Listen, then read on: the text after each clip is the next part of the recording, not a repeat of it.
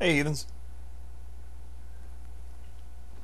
So I was replying to a comment that was made on one of my videos, which was actually an old comment from a month or two back that was posted up about someone who was talking about back when they were a believer and the voice in their head being God. And someone responded back talking about how everyone has this voice in their head, whatever. I'm not going to go into all that stuff, but in the process of responding to that person, it reminded me of a video that I wanted to do, and that's about this idea of God speaking to you. And I've posed this question to many people, and none of them will follow it through. So if you are one of my theist subscribers, or you watching this video and you like to do a video response, please do. I like to get your take on this. But it has to do with the idea of the voice of God being in your head and talking to you. So my question usually follows something like this. When God spoke to you, and this, of course, I'm not getting into the whole people that say you don't hear his voice, whatever. If you're hearing the voice of God, if God spoke to you, did he have an accent? Or did he sound just like you? If he sounded just like you, how do you know it's not just you? Has he ever said a word that you didn't understand?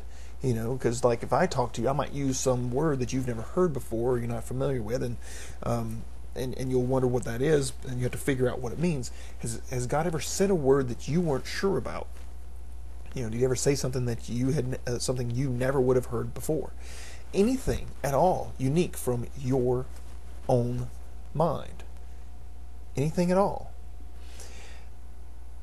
So the quick response that I can imagine most people would say is, well, God wouldn't speak to you in a language that you couldn't understand. He wouldn't speak to you in an accent that was hard to understand. So he's going, and since he's omnipotent, of course, he can do anything. So he's going to speak to you in a voice like yours, so that's easy for you to understand it. Okay. So if God's going to go through all this trouble to speak to me in my mind so that I can hear myself, then what's up with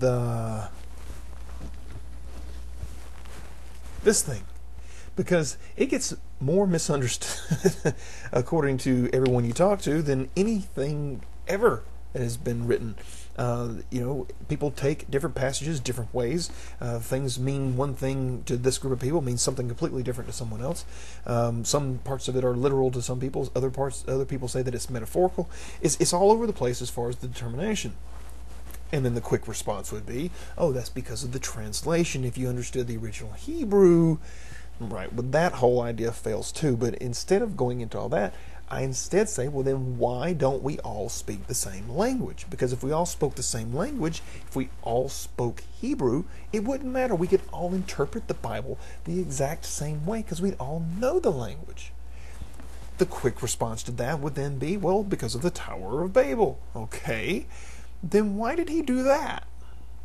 In his omniscience, wouldn't he have known that by changing everyone's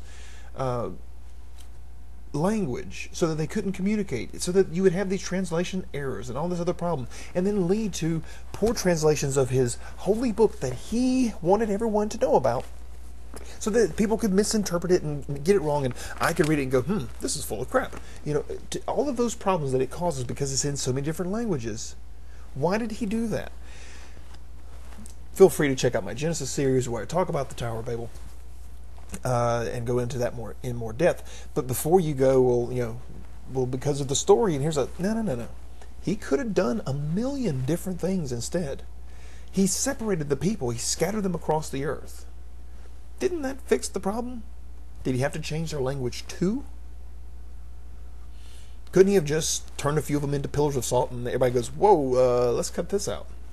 Something? No, he screws up everything.